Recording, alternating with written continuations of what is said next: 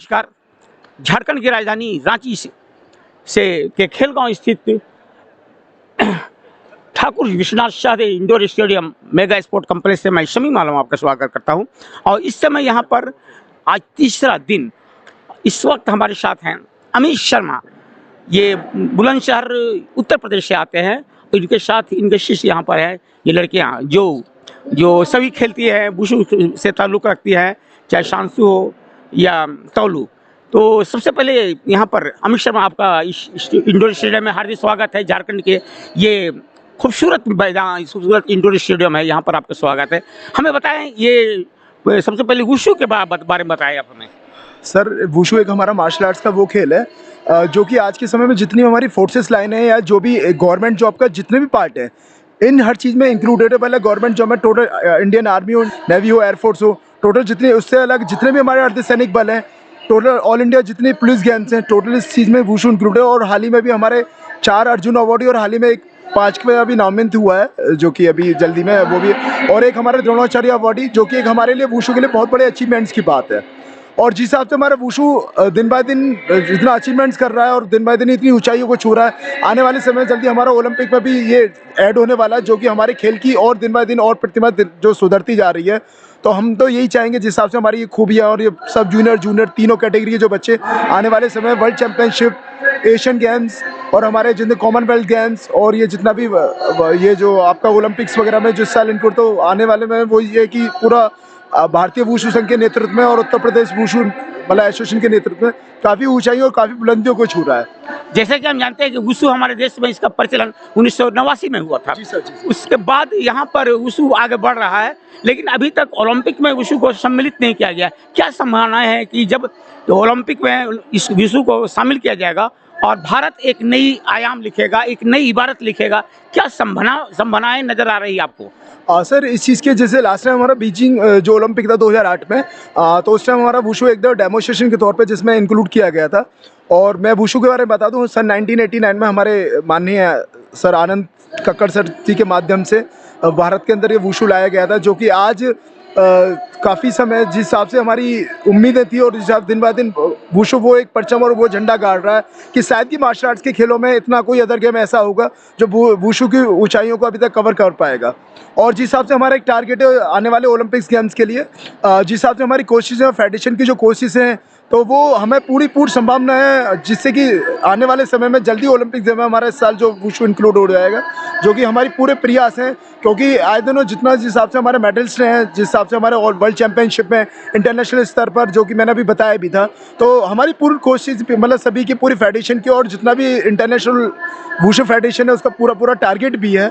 लेकिन थोड़ा सा कुछ अभी चल रहे हैं, डॉक्यूमेंट्स वर्किंग चल भी रही है। तो हमारा ये जो नेक्स्ट ओलंपिक आ रहा है उसमें पूर्ण मतलब सहमत है और आगे पूरी उम्मीद है कि जल्दी से जल्दी वुशु हमारा ओलंपिक गेम्स में इंक्लूड होगा। जो दर्शक देख रहे हैं वो जानना चाहेंगे, क्योंकि वुशु बहुत ज़्यादा प्रचलित नहीं है, लेकिन जो इसका 2 भाग है, ताउलू और शांसु, क्या फर्क है दोनों खेल में? हाँ सर, शांसु को जो फर्क है एक्चुअली इसको हम सांडा भी बोलते हैं, जिसमें कि किक, पंच, थ्रो तीनों टेक्निक से हमारा गेमों को इंक्लूड किया जाता है, जिसमें कि किक का भी स्कोर होता है, पंच का भी स्कोर होता है और थ्रो का भी स्कोर। थ्रो जो एक टेक्निक्स होती है, एक रेसलिंग बेस पे टेक्निक होती है, जिसमें खिलाड़ी अलग अलग तरीके से अलग अलग टेक्निक से गिरा सकता है, जिसमें कि खिलाड़ी को एक तरह से ताऊदी का हमारा 2 पॉइंट्स और चिंचा ताऊदी का उसका 1 पॉइंट्स के बेस पे रहता है। और उसी यहाँ पे किक का भी हमारा बेस रहता है, जैसे किक अगर चेस्ट पे किक आती है और फेस पे किक आती है। सीनियर में एक्चुअल का फेस किक ही अलाउड है, सब जूनियर कैटेगरी में फेस किक अलाउड नहीं होती है। और अगर किक का भी हम टारगेट जो आपको स्कोर में बताऊं, अगर कोई भी बच्चा अगर थाई किक मारता है तो उसका 1 पॉइंट, और चेस्ट किक पर 2 पॉइंट्स, पंच का वही हमारा 1 पॉइंट्स रहता है। वही हमारा ये सांडा से अलग जो हमारा दूसरा वेपन है ताउलू, जिसमें कि हमारे जंपिंग और कार्डविल, बहुत सारी जंपिंग वगैरह, बहुत सारी अटैकिंग मूवमेंट्स जितने भी आते हैं, ये सब हमारा ताउलू का पार्ट है, जो कि इस टाइम हमारे मैक्सिमम इंडिया के अंदर 10 से 15 समथिंग इवेंट खेले जाते हैं, जिसमें कि अलग अलग वेपन्स के माध्यम से, जैसे लाठी हो गई, कजल हो गई, आपका नंदाऊ हो गया, जानशो हो गया, ये सारी चीज़ें जितने हमारे इवेंट हैं ये सब हमारे इसमें ताउलू के बेस पे आते हैं। यानी कमाल है किक, पंच और थ्रो का। नहीं सर, किक पंच जो थ्रो होती है वो हमारी सांडा के बेस में होती है, हाँ। जिसमें कि बहुत आपने जैसे देख भी रहा, लाइव भी चल रहा है इसका, तो जिसमें काफ़ी मतलब अट्रैक्टिव जो एक लगता है कि हाँ बहुत मतलब हार्ट बीट मतलब हो जाती है कि अरे किसका क्या स्कोर चला गया, क्योंकि अक्सर मैंने देखा है जो बड़े बड़े फाइनल्स होते हैं उसमें एक एक पॉइंट की वो अहमियत होती है। जैसे कि हमारा एक वर्ल्ड चैंपियन या वर्ल्ड कप जो क्रिकेट के वर्ल्ड है उसमें एक एक रन का उससे कहीं ज़्यादा डिफिकल्ट ये रहता है कि कौन सी मतलब, तो यही सारी चीज़ें जो कि हमारा सांडा बेस पे और ये जो दूसरा इवेंट है तालु, दोनों की एक तरह से कंपैरिजन है। इसमें क्या है कि एक टीम इवेंट भी हो सकता है, सब कुछ इवेंट हो सकता है। और सबसे बड़ी जो खूबी होती है मैं ये बताना चाहूँगा, इसमें एक तो जो तालु का जो इवेंट होता है उसमें ये चीज़ रहती है कि जो स्कोर रहता है दूसरे के ऊपर डिपेंड रहता है।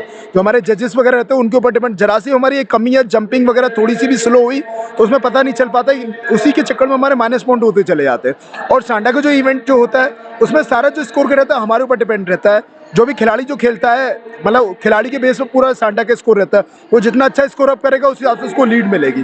हाँ, यानी मतलब हुआ तालु डिपेंडेंट है हाँ। जज के ऊपर और सांडा जो है अपने ऊपर डिपेंडेंट है। मैं हम अपना कैसा परफॉर्मेंस कर रहे हैं डिपेंडेंट तो खैर टोटली दोनों मतलब जितने हमारे जज के ऊपर, लेकिन एक तरफ प्लेयर की जो एक सेल्फ जो रहती है वो सांडा में ज्यादा रहती है। एक्टिविटी, यानी जी, सांडा हाँ। में ज्यादा प्लेयर का होता है। इस हमारे साथ हैं हाँ, मैं ये परिचय बच्चियां कराना हैं। चाहूंगा। ये, हाँ, ये रूपल चौधरी है जो कि अभी हाल ही में नेशनल गेम्स से और नेशनल मेडलिस्ट भी है और ऑल इंडिया मेडलिस्ट भी है।